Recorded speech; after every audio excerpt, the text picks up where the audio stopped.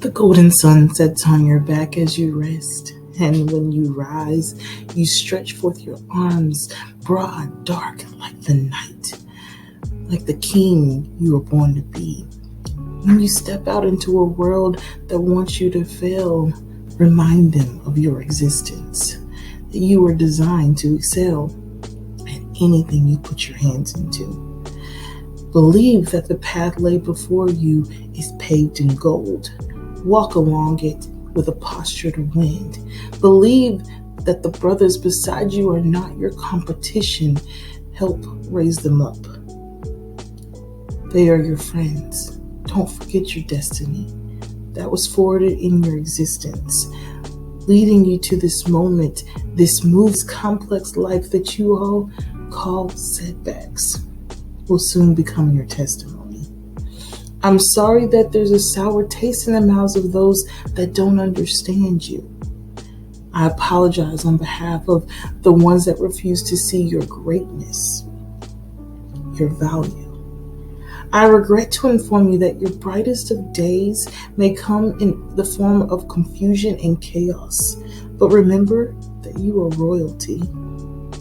And as long as you stay grinding, remain standing, keep shining, teaching and expanding, your footprint will be their threat. Your ideas will be a weapon. Your words will intimidate the ones that try to silence you. Your love will ring true. Be the kind of man that shows them proof. I know it's hard, my brother, but don't bow your head in heartache. Mourn the ones that are buried around you, but rise up for them.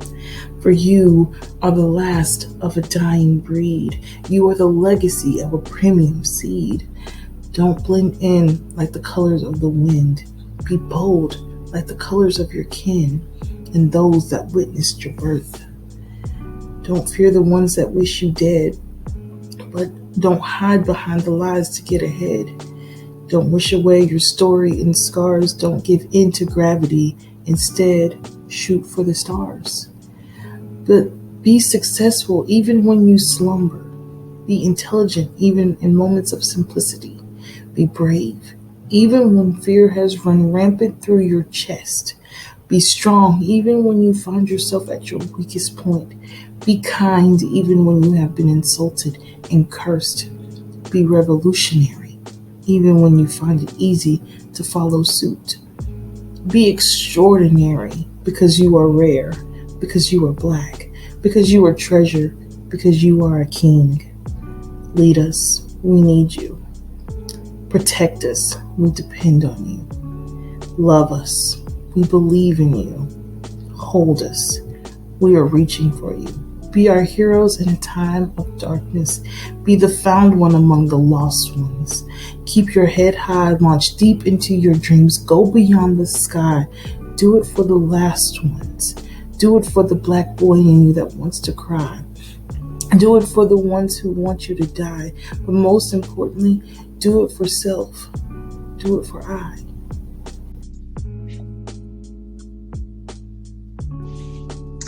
Welcome and thank you to Bedtime Thoughts with your girl Dawn, and I'm here with our very first Black Kings panel. And I want to thank the Kings for coming on.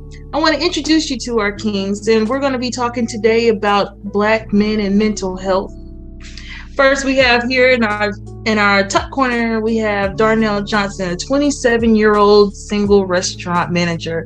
His motto to life is "Be like water, my friend." That's definitely you, Darnell. Next, we have Jamel Womack, 37-year-old. You say it's a benefits and compensation specialist, and he loves to teach and share knowledge. And his motto comes from 2 Timothy chapter 1, verse 17. But when he was in Rome, he sought me out very diligently and found me. Next is Mike Woods from Northern Virginia. He attends Grace Covenant Church, where he is the youth director. His motto to life is "Don't aspire to make a living, aspire to make a difference." That was said by Denzel Washington.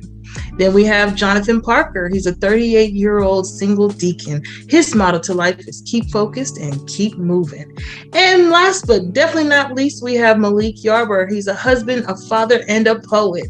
Thank you, Kings, for coming on the show. So we have a really good lineup for you tonight, but first we want to break some ice. I have a question for each and every one of you. Let's try to look at these, see how good you are with this raise your hand feature. What is one meal that you cannot resist if it's made for you?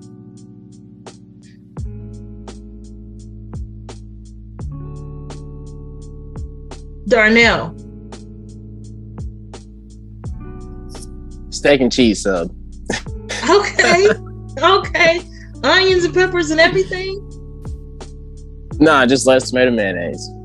Okay, keep it I'm a simple man. Yeah, I'm a simple man. All right. Malik, you're next. So there's going to be fried chicken, cornbread, red beans, and rice. It slaps every time. Yes, that's a comfort food right there. And then Mike, you were next. I'm gonna say steak. Like, I love steak. If you give me a good steak, baked potato, some broccoli, I'm good. I was battling between that and chicken wings. See, is the Lord knows my heart. Well, you're not a vegetarian. No. Jamel, what do you say? I'm a pasta man, so baked spaghetti is my favorite, of course, type of pasta, but I like any type of pasta. But my baked spaghetti definitely has to have about a layer of cheese, about that much cheese on top. I agree. Yeah. So and multiple cheeses at that. Exactly. Yeah. Jonathan, what you got for us? Wings and a side salad. I'm with you on that. That's my favorite. That's it. I'm good. Yes. Well, don't we just love all of our differences? And that makes us unique. Today, we are discussing Black men and mental health. Most Black men have been held to a restrictive way of carrying emotions. It's almost crippling for a man to shed tears freely, and when he does, he may suffer consequences such as being called weak or looked over as overly emotional. He may even shut down and bottle his stress, emotions, anger, and anxiety up and keeping himself to himself, which can be unhealthy and lead to major mental health disparities. Black men who suffer from a number of mental health disorders are likely to never be diagnosed or treated for those illnesses. What's the major issue? Do we as a people not give Black men the opportunity to express themselves? Do they not give themselves permission to let their walls down and be vulnerable? Is there a lack of trust even in their own friend groups or households to share what's really bothering them? And is there a stigma among the American Black family to be strong and to never let them see you sweat? So let's talk about the first question we have up. We talk about self-care between us women, right? And you kind of know what a little bit of those. We like our hair done. We like to get our nails done. Just get a massage or whatever. But we don't know what you men like to do as far as self-care. What kinds of things do you enjoy? Jamil? I don't think I took my hand down from the last time, but I mean, manicures, pedicures, music. I love music, so just that. And I like solitude, so I'm very different. So I don't have to have a whole lot of people around me all the time. I like my personal solitude for me to unwind, and that's self-care to me. Yes. Reading something interesting. So, and that's basically it. Like, I'm a basic guy, so just taking time for Jamel. I like it. Anyone else? All right, Mike.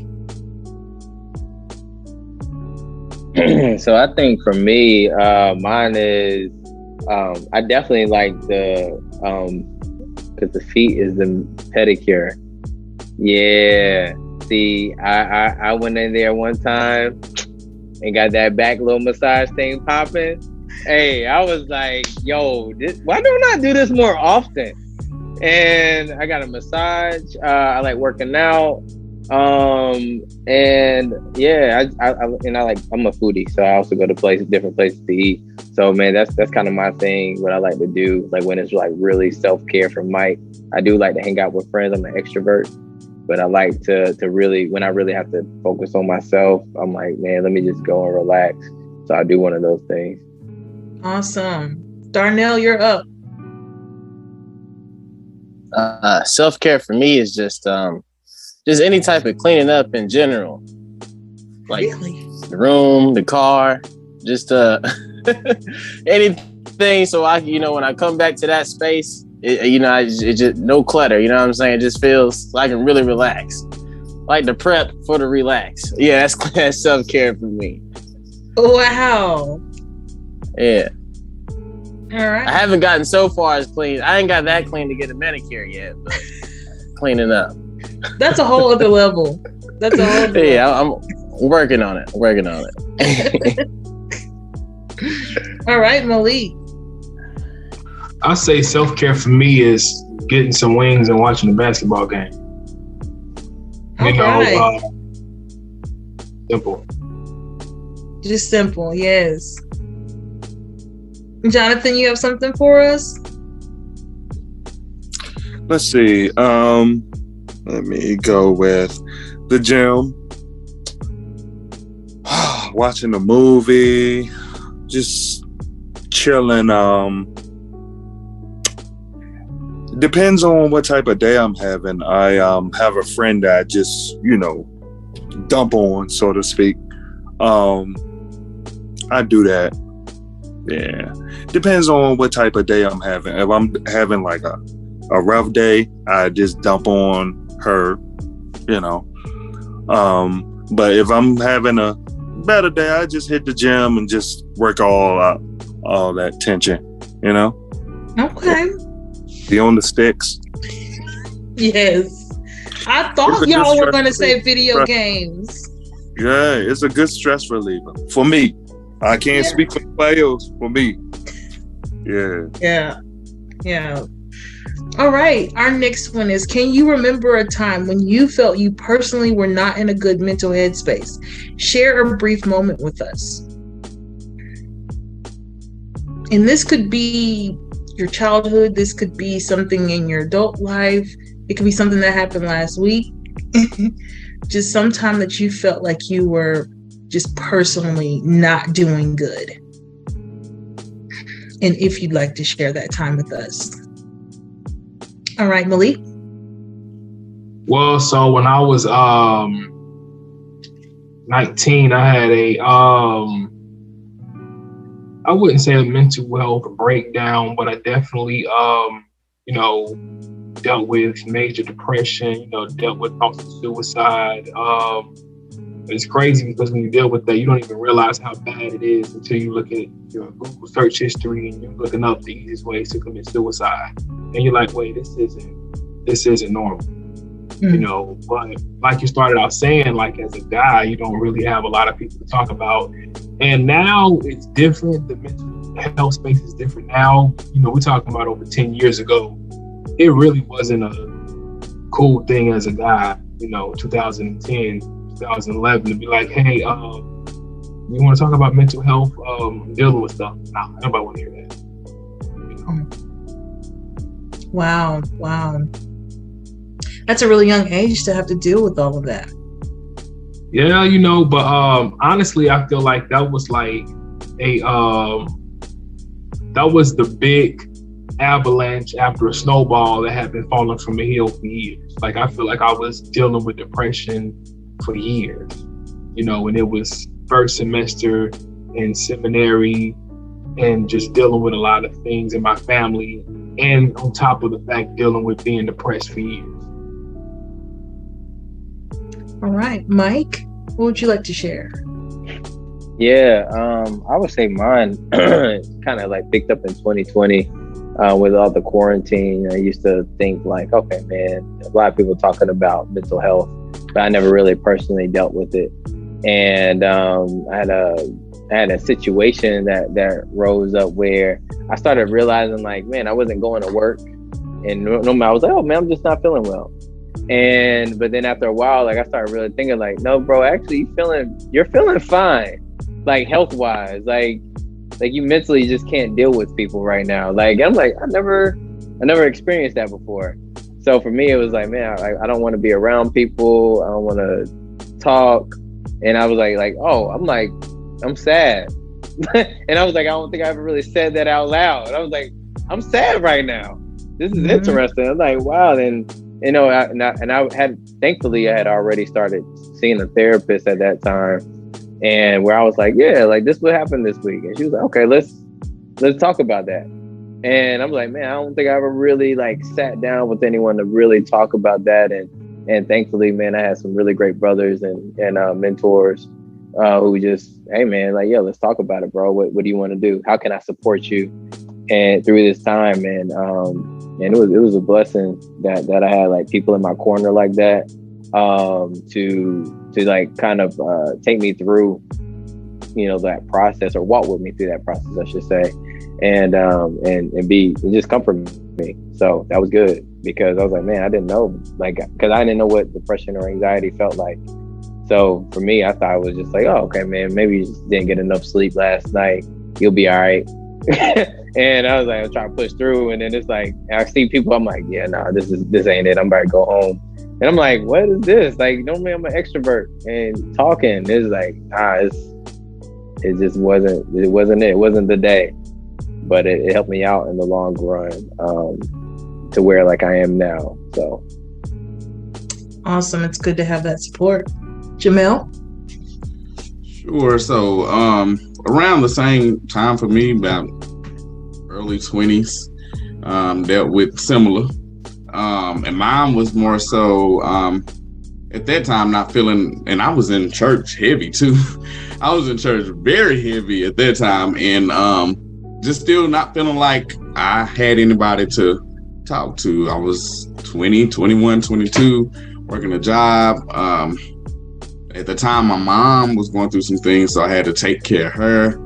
And and my dad is still living, but their situation kind of forced me to be like an interim head of the family, per se. So like I had my mom move in with me. I had both of my sisters living with me. And like being a 20-some-year-old black male, or being a 21-some-year-old male, period, you know, you want to have fun, you know, and you got your whole family living with you. So it was like a life change. I look back on it now and I respect it, and I respect what I went through. But even at that time, I went to actually went to like 3 counselors, and the first one was a black man, and like he was the worst. Like I wanted to fight him in one of my sessions because he was that bad. Like he would purposely, to me, it felt like he would purposely make me upset to the point like I would start crying. And I'm opposite. I'm one of those black men. I believe in showing emotion. I believe in crying or whatnot. So, you know, I think he would push me to that point, and our relationship wasn't good. So I went to another counselor, and she was a white lady, and it was through a church. I didn't really connect with her either. Went to this third woman. She's a white woman as well. And I've been with her for a while now. She made me question some things. Of course, I don't agree with everything that she tells me, but I feel like their relationship is a lot better. The counseling client relationship is a lot better with her.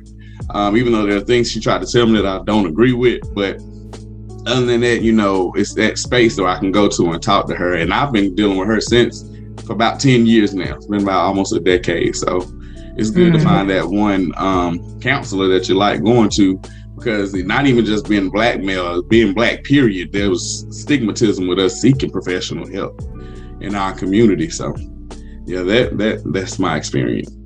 Absolutely. And that's a lot of pressure at a younger age to be a pinnacle for your family like that. All right. Anybody else before we move on to our next segment? All right. Let's talk about some statistics. 11% of Black men were recorded saying that everything is an effort. Suicide rates are 4 times higher for Black men than Black women. Most Black men prefer same-race providers. That only makes up 4% of the psychological providers in the U.S. Would you say it's difficult to find a Black therapist? Would you feel more comfortable with a Black therapist?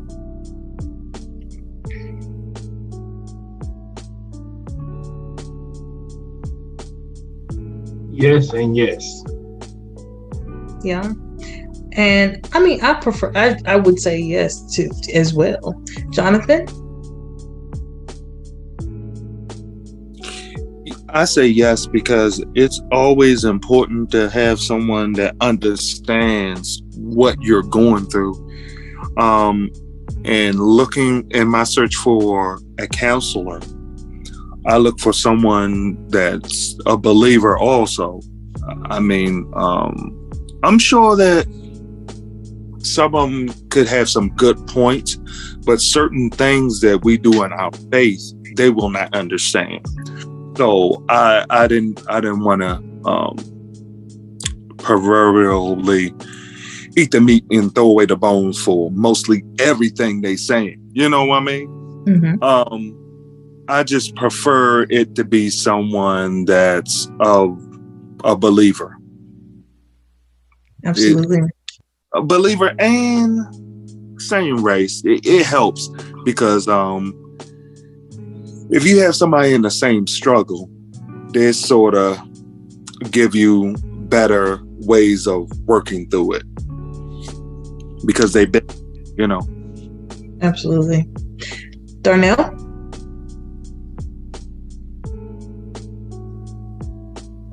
Yeah, well, I've never been in any type of therapy or counseling or anything. I usually try and get one of my friends who I feel know the most about the situation and get some free help.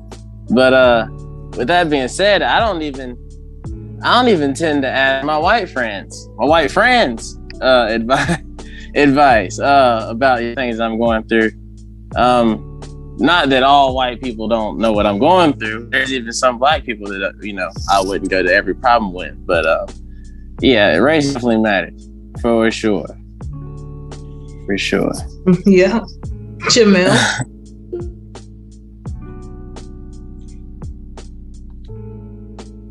You're still on mute. Obviously, my therapist is of a different race and gender, which is shocking because, of course, you rarely find a lot of Black men in providing clinical services. And there's a lot of us now going for masters in social work and things of that nature, but right now, just ain't happening. Now, my experience, again, like I said, personally was different. I went to a Black male and I felt he was purposely being aggressive, and I didn't like that. So to me, the race doesn't matter. That's when you asked me to be on this, I was like, no, I don't think like the typical Black person. Like, I don't polarize us because like our therapist can be just as bad as someone else's, you know what I'm saying? And I think that's what really holds us back as a people, because we choose to polarize ourselves, and white people do it, Asian people do it, and we don't choose to mingle with each other. We don't learn from each other. So, and of course, they're not going to know our struggle. Even Black people that we deal with don't know other Black people struggling. I was telling, I just left education, so I was telling my principal at my last school, Title I school, 90% Black population, 80% Black population, probably roughly 20% Mexican population, Hispanic population, Latino population, 1% white at their school. These kids come from low income. They have Black parents, of course. They had all Black teachers or whatnot. And I was telling them, like, on a daily basis, these kids and their parents rarely interact with white people. We're the people that they see. So how are we treating them when they come to the school? And like, we would have people there with PhDs, master's degrees, and would turn their nose down on this group of Black people because they come from the hood. Mm-hmm. Okay, well, how can you say that you know their struggle when you never grew up in the hood as a Black person? So your struggle as a Black person in the suburbs might still be a little bit different than that person coming from the hood. So, race does play a part to an extent, but isn't a sole factor to me in determining a therapist. I tried the religion thing. Like, I tried to go to a religious therapist, and it's kind of hard because even I got my undergrad in social work, and I'm getting a master's in. Oh no, I'm getting it backwards. I have my undergrad in psych, and I'm getting a master's in social work. And I have strong Christian values, but learning that stuff, you open up to a whole area that challenge what you believe. So even as a believer going through that coursework, it challenges things that I believe. And I believe, like, even Christian therapists, it's a certain way they're going to take you. And even with the church, I mean, we can get counseling even from my church members, but there's a certain way or a certain path that I found that our church members will take us when it comes to counseling. And there's certain parts that they can't take us. They can't go further. Some of them don't know certain struggles that we have been through, and we're Black. Some of them might have the same struggles, but because they have this stigmatism, or they might be embarrassed about what struggle they went to, they're not going to talk to you about it because they have that personal relationship with you. So I think it just depends on the person's personal choice. And like when you shop for a phone, or when you shop for a car, you have to really test the therapist to see who's best for you, no matter what their race is, in my opinion. Mm-hmm. Malik? Yeah, so to me, the color does matter, but it really doesn't matter for a background standpoint. Like you just said, if you grew up in the suburbs, you're not going to be able to relate to somebody who grew up in the country. I don't care what color you are. You're just going to have a different orientation in life. However,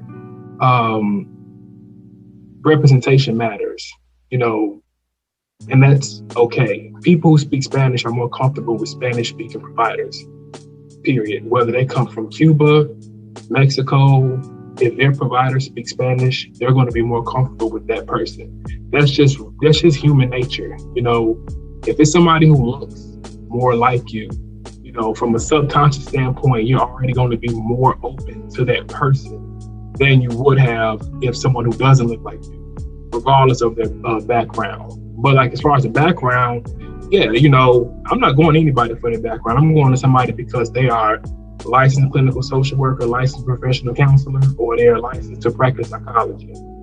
And on the religion thing, me and my wife, we went to marriage counseling. I specifically did not want to go to any religious affiliated marriage counseling, period. No church marriage counseling, period. Our marriage counselor happened to be a Christian, but if he wasn't, that would have been cool with me. I want somebody that got the best information. Yes, I agree. It is said that most Black men who grew up in poverty-ridden homes demonstrating violent or sexual abuse in inner-city homes experience PTSD before the age of 18. Can you reflect on your own upbringing? How did you grow up, and does your environmental factors impact your mental health or the way you respond to life's issues and struggles today?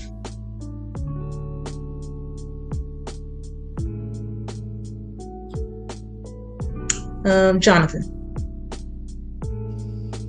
Yeah, my pastor was speaking on this yesterday about family and generational curses. And yes, it does. Many of the things that you mentioned are huge factors. And as I came up in I would say, been in church all my life.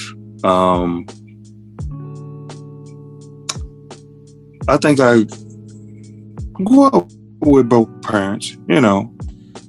Dad was working a lot, but still had two parents in the household, but the absence was still there. And that absence honestly created a resentment, and then the person I would go to was my mom.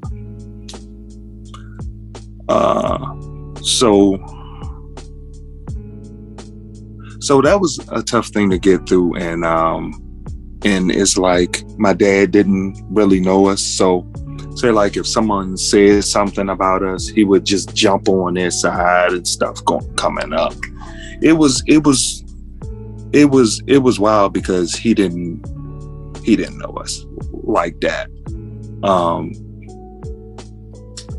It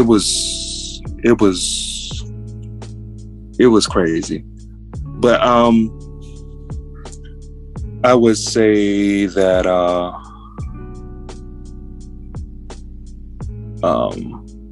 but I gravitated more towards my brother and my man of God. And I seen him, my founder, he passed away. I seen him more as a father than my real father, you know. So it was a slight absence within the house, but the totality of it, I still had that figure, you know. That was, thank God for that, because I see many people in those situations, even coming up, it was bad, and it had a great effect on the male's growth and all that, the way they think, the way they move, all that. Yeah. So yeah. Thank you for sharing that. You're welcome. Anybody else? What was the question? Mike? I was about to ask that too. I was about to say, what was the question again? The question was, how did you grow up, and does your environmental factors impact your mental health or the way you respond to life's issues and struggles? Oh, okay. Yeah. So I grew up in a Christian household. So for me, which was great and then not great at the same time, right? My parents, they split. They were divorced. It was split by first grade, divorced by ninth grade, you know. But we always went to church, and so for me, it was never a big issue with my belief in God, right? Thankfully, right? Because that could definitely mess up a young kid, you know, with the divorce and everything, and splitting up in the household. So, which I felt was really a blessing, you know, as I got older and I realized like, oh man, I never really lashed out at school. And because I realized my environment at home was very toxic. And I was like, man, I never really let that pour out, but it poured out in other areas, right? Maybe it was like how like I slept through alarms. Like I'm like, why am I sleeping so hard? And the next thing you know, I'm getting in trouble. Why are you sleeping so long through this? And it's like, yo, I don't know. I'm like, I don't know, right? And this is like, it was crazy. Like, I don't like, man, something wrong with me? Am I like got insomnia? Like I started asking like questions like, man, mentally am I not there? But I feel like that my upbringing, my environment played a role in a way where it helped me to be stronger. Because for me, I looked at it in a different light. Because I had like, even though my parents were breaking up and splitting up, right? They were still there. They were still there to be like, hey, nah, you don't do that. No, that's not how we act here. And it's like, okay. In my mind, I was like, man, but y'all acting like that. But in the same time, the pastors, they did pretty well, where it was like, oh, hey, I'm recognizing that people are people, and this isn't God. So I'm not equating people to God and saying, no, God is bad and people are bad, and let me just throw this whole Christian thing away, right? And that's a lot of my friends though, and, you know, where it's like, hey, I understand. Where it's like, hey, I don't judge you for it at all. Like, but realizing that, I was like, man, God, you really had a hand on me. And because that environment, man, the kid could just lose a lot, you know, right? Love for their parents, love for their family, love for their faith, love for just life in general. I think for my environment, I really like environmental psychology. I like how they explained how the human brain works And I was just like, what? I was like, yo, that's crazy. Like, I really enjoyed that. That was like the only class that ends in like ology that I like. every other class, I'm like, no. Like, I failed. That class, A plus, Michael. Thank you. But that class is really great. Yeah, man, it was a great time though. Great time. So that's my upbringing, Christian, but at the same time, definitely went through some things where it allowed me to see the world differently in a bigger context, where it's not like a legalistic and a conservative mind frame, right? It's more of like, no, man, you got to understand how this person was raised. Like, you can't just go off and tell them, no, you're wrong. Like, come on, who are you?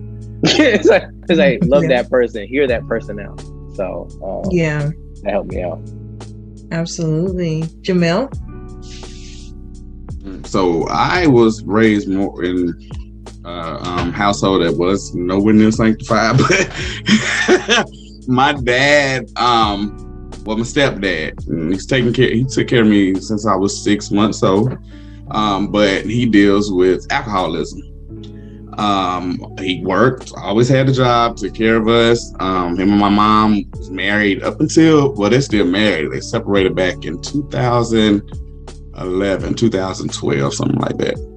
But so I felt like I never had that space where I can go talk to my dad, because after work, like, he would hit the gin bottle and it was turned up from then, it was turned up from then. And so when you would try to talk to him about things, it would turn into arguments or whatnot. And like, we would get stuff for school, like back to school clothes or Christmas, and we would get it, and my dad would get to the bottle, and then we would hear it like, oh my God, I bought you this, I bought you that. So it affects me now because I don't accept, I ain't gonna say I don't accept, but I'm not big on accepting gifts from people. I don't like people to give me stuff, because I feel like people would throw it back up in my face, because that's what I dealt with as a kid. So it's hard for me to accept gifts. I also try to function in dysfunction, because even though my dad was there or whatnot, my mom was there, my dad had the alcoholism problem.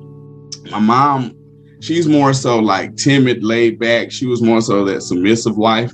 So when my dad would cut up, she wouldn't say anything, I remember one specific episode. I found out that I'm the oldest of three. I have two sisters. So I found out that I found out that I have my own dad. And I found out that, like, in elementary school, middle school, I'm like, oh my God, I didn't know. Like, I knew my last name was different than everybody else's in the household. My stepdad finally adopted me and changed my name to Womack. But I'm like, oh my God, my grandma told me. So I called my biological paternal grandmother and talked to her for the first time. And I remember my mom coming home from work that day. It was over the summer, and I was like, Ma, like, I talked to my real grandma or whatever. Like, I got cussed out from, she got home, my dad cussed me out, I got my butt whooped, because my mom didn't want me to have a relationship with my biological father at the time or whatnot. Now, like, I didn't understand it then, but after meeting my biological father probably about 12 years ago and trying to have a relationship with him, I'm like, okay, God, I see why she did what she did, I see why she did what she did. But it has affected me, because I find myself, when I do attempt to date people or in relationships, I stay in a dysfunctional relationship longer than normal, because I'm just like, okay, I know how to function in dysfunction, or at least I think I do. So that's how it affects me in my adulthood. And Darnell?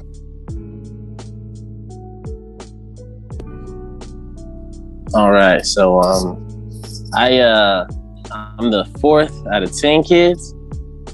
I got a mom, not a single mom, but my stepdad was in and out of jail a lot. So, like, she was by it. It was just me and the brothers in the house a lot. So I don't know. Being like the middle child, I normally like to see, like, people that's supposed to step up, like, see if they're people that's supposed to step up. I like to see if they will step up before I try and take charge. Even if I know I'm better equipped for the situation, I wait for someone else who should do it. I wait for them to do it. Just from being the the middle kid. I like to avoid conflict a lot. I'd rather things for the function than to be right, if that makes any sense.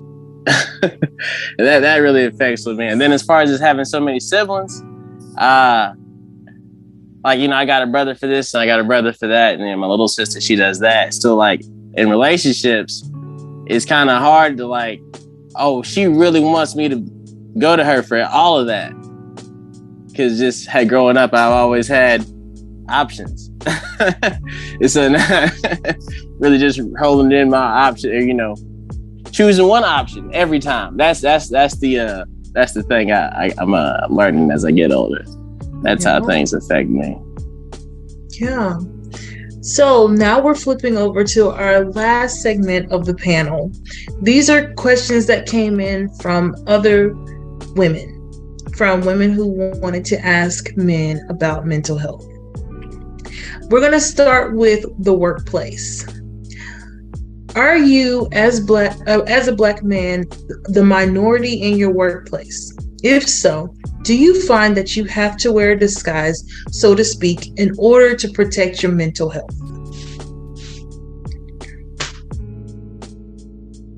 And I think, Jamel, you said earlier you're not a minority in your workplace.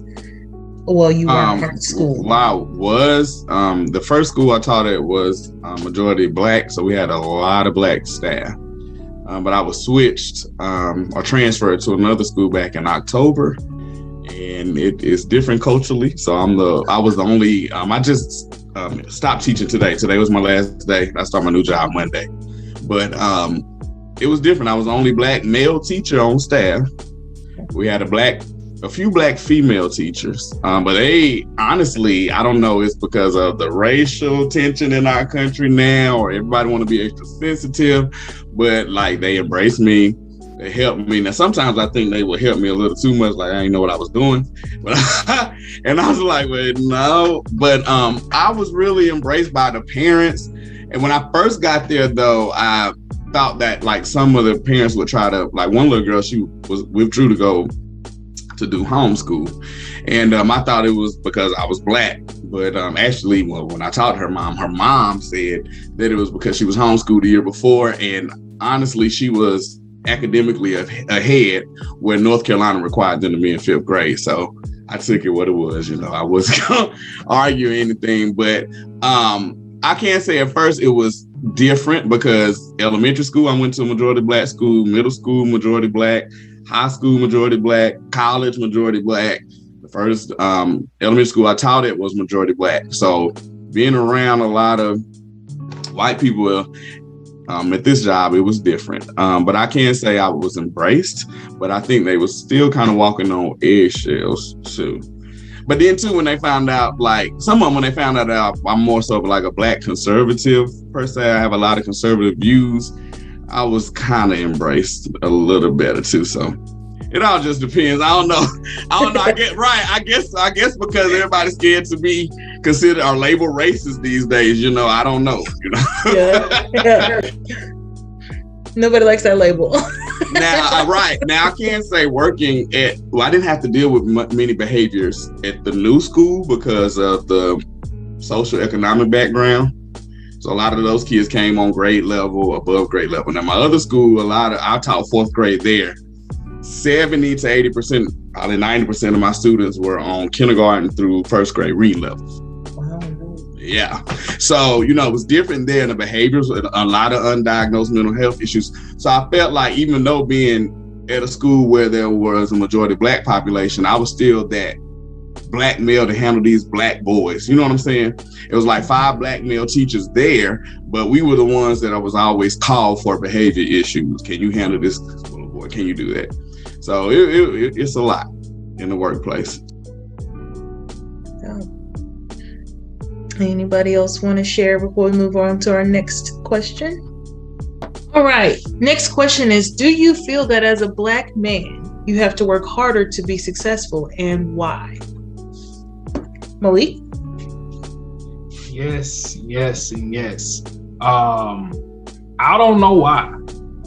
if I knew the answer to that, that would be the $1 million question is why. But yes, it is frustrating and infuriating to always be the most educated in orientation, to always be the most qualified in orientation, to always have the most work experience. It's like, golly, like, y'all just, life just easy out here. Like, golly, I had to go to school, graduate school, work for years just to get this little job. Y'all just got it.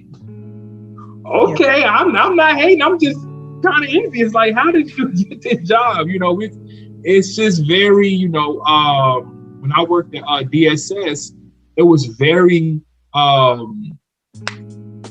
apparent that none of the non-melanated people that worked, you know, as caseworkers or even social workers had nearly the level of education that all the Black people did.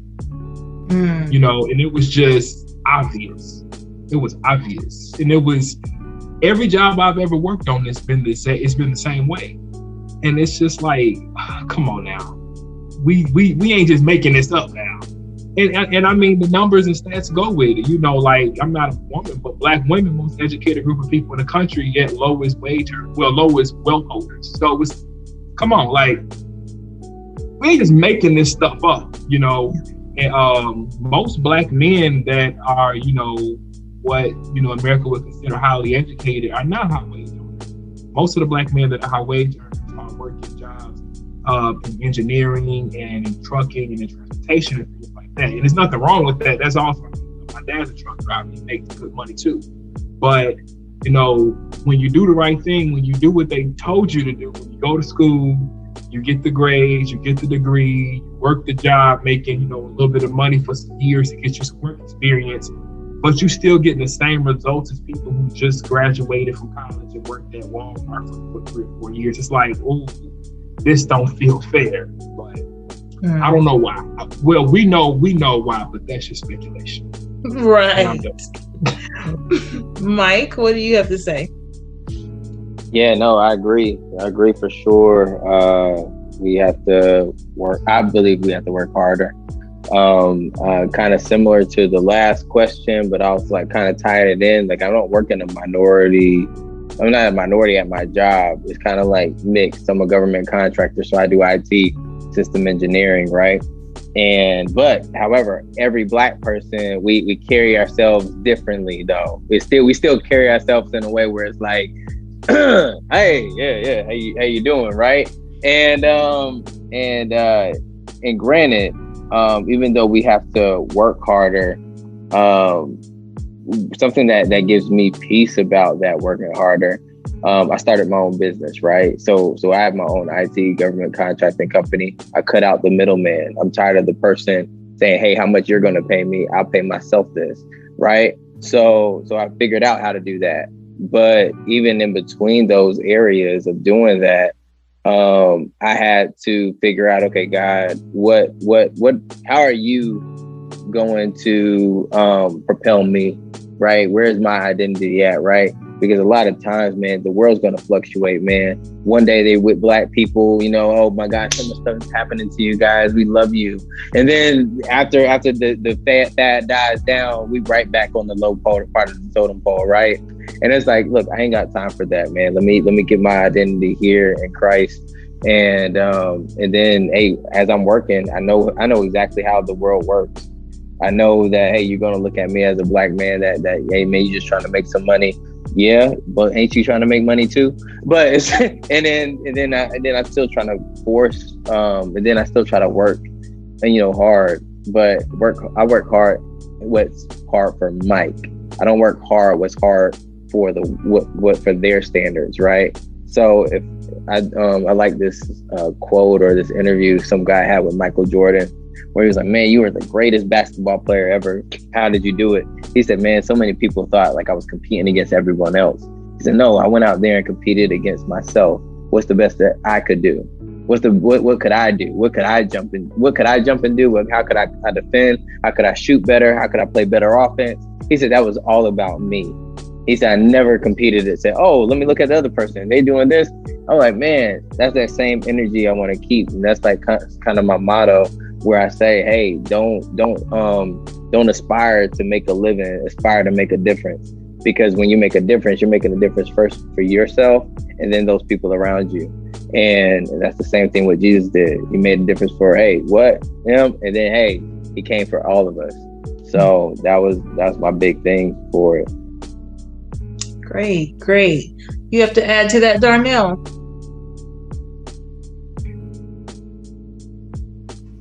Yeah.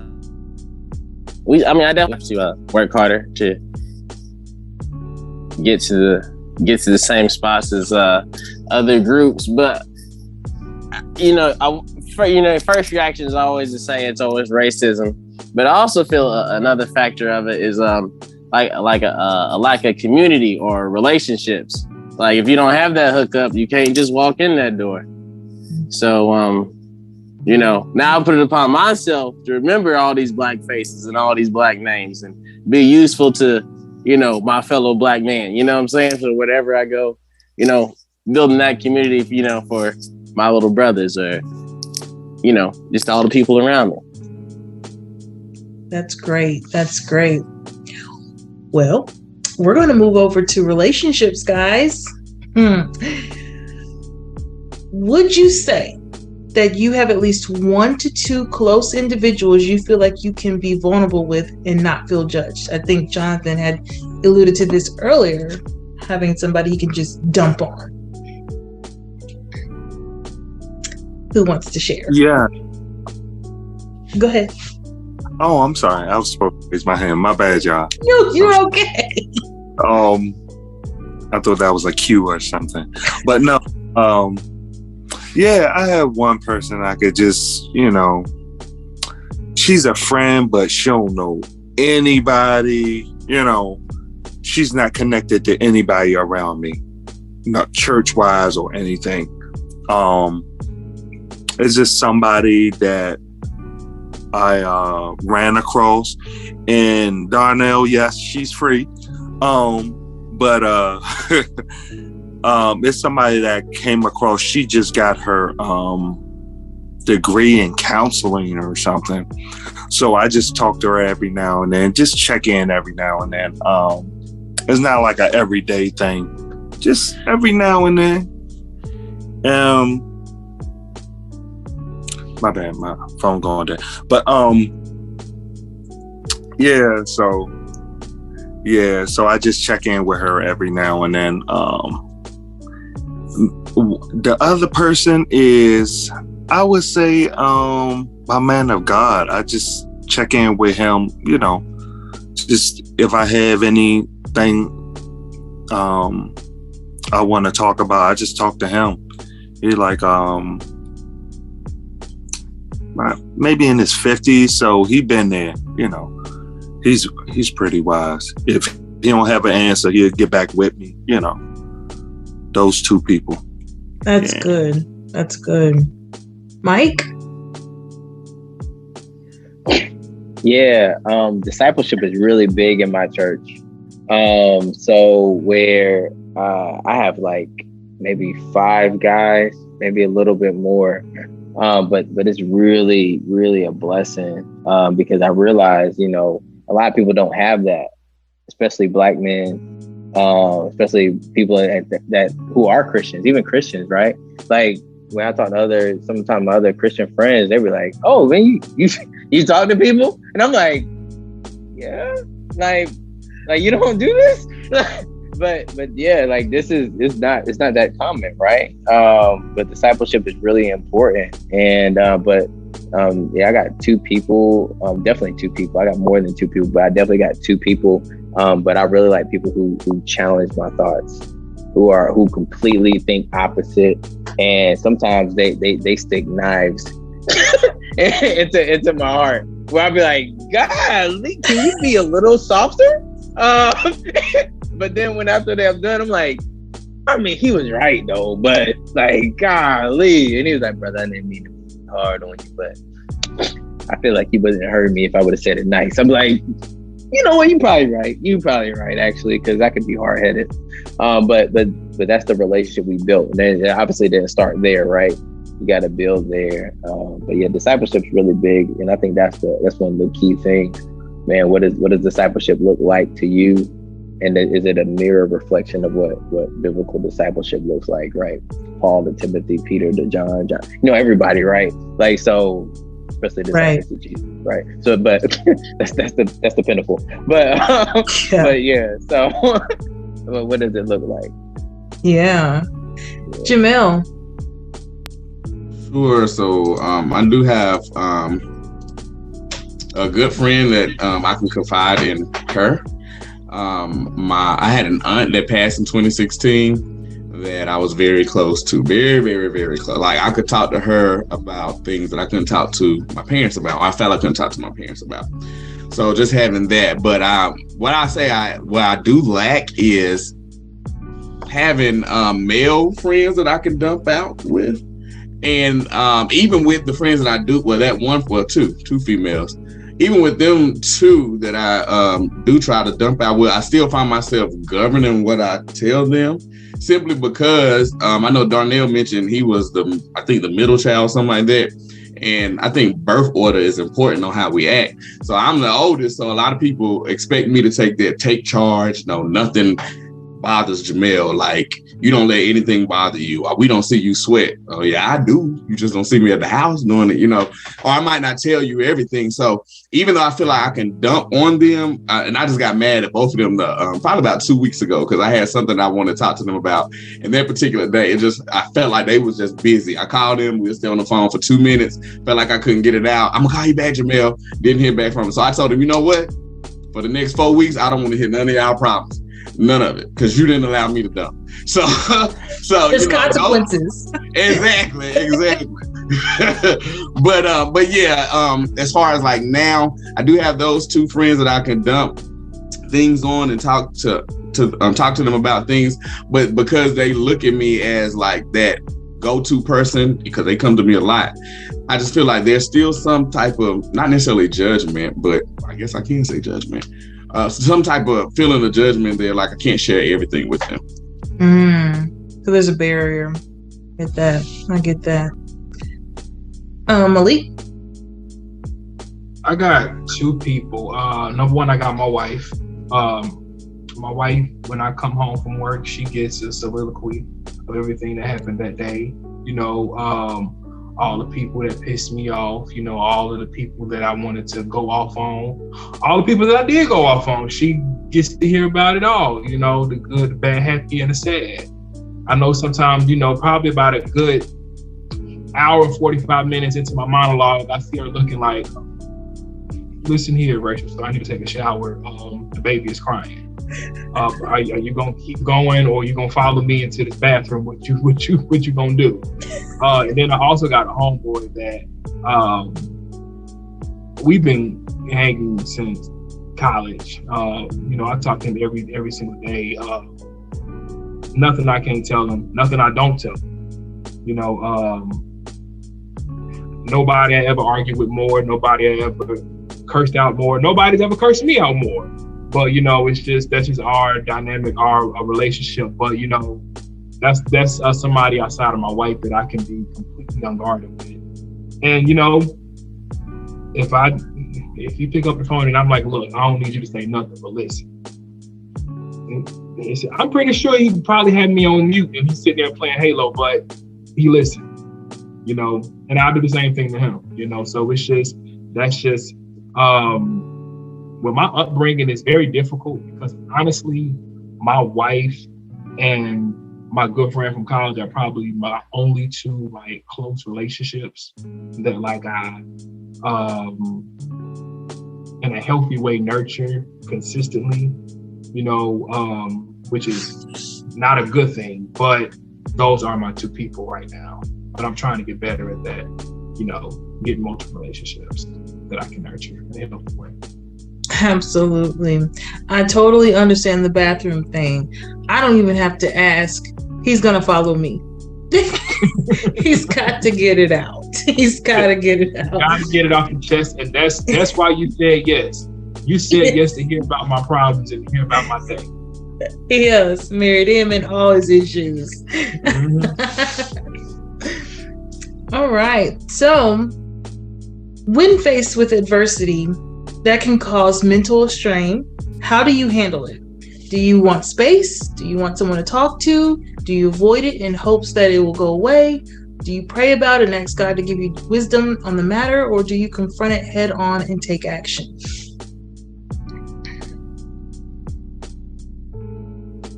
Ask it one more time, slower. Okay. Yeah. When faced with adversity that can cause a mental strain, how do you handle it? Do you want space? Do you want someone to talk to? Do you avoid it in hopes that it eventually goes away? Do you pray about it and ask God to give you wisdom on the matter? Or do you confront it head on?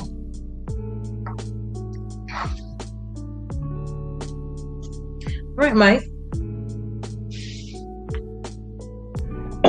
I'll be short because I see we got like 9 minutes left. So I would say that I pray and ask God for wisdom on it. Now, it wasn't always like that because I used to be a little hothead. I used to be short-tempered, and I had to learn some really good wisdom. So nowadays, I just I'm very direct still, but I feel like I'm direct in a way that respects the person's thoughts and their feelings, but also make sure, hey, I get what's off my chest, but in a respectful way, where it's like, hey, how can we communicate better? So that's what I always ask God for: wisdom, knowledge, and understanding, discernment, figuring out how's that going, because I know what bad looks like for me. I know what anxiety and depression looks like for me now, where I'm like, I don't want to get back there, because if I stay harping on it and let this thing meddle in this mind, then it's like, that's not going to go well. So I like, hey, God, help me out with this, because if I don't say this, then I'm gonna implode. And then the next person who doesn't even know what's going on, they're going to be like, yo, what's wrong with him? So yeah, that's my prayer. So normally I pray and ask God for wisdom. Great. Malik, what do you do? Well, I'm not going to even sit up here and lie and get struck down by lightning and say I pray and ask God for wisdom. I'm usually like a combination of all of it. It really depends on the situation. You know, like in extreme chaos, extreme dire, you know, life or death, something horrible has happened, I'm usually like the best person in a crisis. You know, the best person in the crisis. If it's you've upset me, I'm probably going to confront it. Make a mistake, say something I shouldn't have, and go to God for wisdom later about how to come to you and apologize and ask for forgiveness. But, you know, so I'm really, honestly, I can't say I'm like one or the other. Some things, if I'm like really like, if it's dealing with like work or anything like that, like when it comes to money, I have to really think about it. Like I have to like, you know, chew it over in my head a lot, go through every, you know, like Doctor Strange and Infinity Wars, where he had to go into the time stone and look at 13 million scenarios to see the one that's going to be right. Like I have to do that when it comes to like money situations and things like that. But yeah, I think I have to be a combination of it. It just really depends on the situation. I'm not one way. Right. Darnell? My first reaction is always give me some space. Just let me think 100% of the time. Just give me a second. Whoa, because most problems, yeah, especially if it's an unexpected problem, yeah, just give me some time to think. I like him. Our last question of the night is, how can we as women support you guys? Yeah.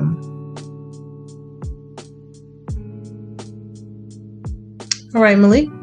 Leave us alone. No, I'm just playing. Well, that's not happening.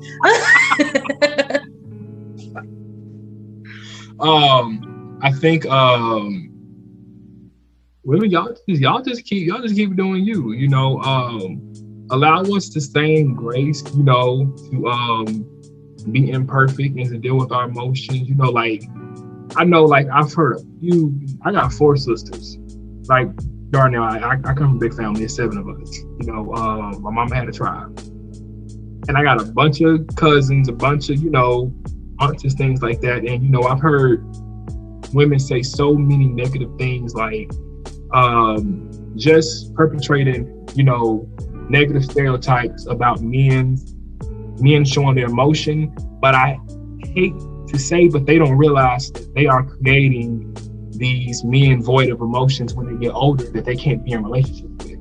So these same men that they're complaining about in their relationships, that won't stay home, that won't show emotion, that cheats recklessly, that abuses them because they can't control their emotions, they're raising that same man and their son. And it's sad, but I wish more women saw that. I wish more men were home to raise their kids with them so they could teach them that too. So I'm not just taking it off men. I'm not taking that accountability off men, but I do think that is something that women could do. Yeah, that's it. Jonathan? I think that women could read more than react. I say that because a lot of women, they try to do the changing thing or versus listening and understanding where the person or guy is coming from. They just try to respond as if they're the same way, so to speak. So if they listen more and try to understand us, then you'll know how to support us better. Yeah, versus trying to change us. Absolutely. Period. Jamel? I would say definitely stop buying into the extreme feminist movement. If you look at society, like manhood is under attack, whether you're white, black, purple, green. They don't like masculinity anymore. They're saying it's toxic.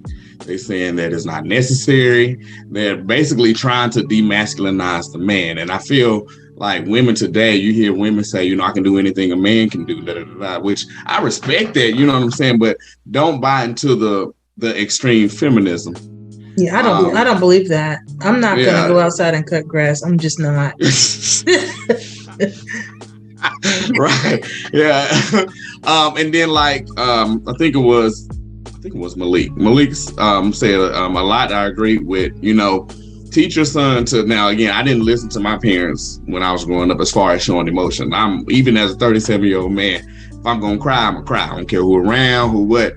I know the church that I did go to was my family church. My cousin, she used to pick on me a lot because I was a crybaby there. But, if I feel emotion, I'm going to cry. But I would say don't buy into extreme feminism. Darnell? I'd say just have a little more patience. Okay. We figuring it out. We gonna figure it out. Just a little more patience. Just a little more patience. Just a little more patience. I like that. Malik? Real quick, and this go for men too. Black women pick better black men to procreate with. Black men pick better black women to procreate with. Once you done made babies with these people, you kind of stuck with them. Like, just pick better people to make babies with. And a lot of these issues wouldn't even happen. A lot of them. So just pick better. If you see that man is crazy, don't try to fix him. Go on somewhere else. I don't care if she got a BBL. If she craziest, don't mess with her. And that's all I got to say. Thank you. That's a good piece of advice. Mike? I like what when this book I was reading said. It said that a lot of questions that men have deep down in their heart isn't actually available at a kitchen table. Well, the answers, right? So where he basically said, "Hey, ladies, don't be afraid to ask your men questions, but be patient with them, but definitely ask them questions." So I would say, women, ask us questions. See if we'll open up. That helps out. Awesome. All right. Thank you so much for all your responses, for being open and honest and transparent with us. It's been a great panel. We're going to end today with prayer. Mike has decided to lead us out. You got the floor. Dear Heavenly Father, thank you for this time with my brothers and our sisters, Lord. Thank you for Dawn. Thank you for Andrea. Thank you for Jamel, Jonathan, Darnell, and Malik. Lord, we pray that as people hear this, that they see you. They don't see us, Father, because we want them to have a true encounter with you, Christ. Because we know that once they have an encounter with you, you bring all peace. You said, come to those. You tell us to come to you, all who are weary and are heavy burdened, Lord, because you will give us rest. You will give us your yoke and you will give us your burdens, because your yoke is easy and your burdens is light. So, Lord, thank you for being faithful. Thank you for being gracious to us and merciful as we go along for the rest of our week, the rest of our year. Father, I pray for peace over those people who are hearing this. I pray for love and joy and mercy for those who may be struggling right now with mental health. Lord, we pray that they seek out help. Know that therapy is fine. Know that therapy is good for them, Lord, because you created everything, Lord. So that means you created the therapists, you created the doctors, Father, and you have love, and you have people who are working for you, for them. In Jesus' name we pray. Amen. Amen. Thanks so much. And that's going to be a wrap for today. We'll come back to next week for another great episode with another great guest. See you next time, and it's time to have these conversations, guys, the hard ones.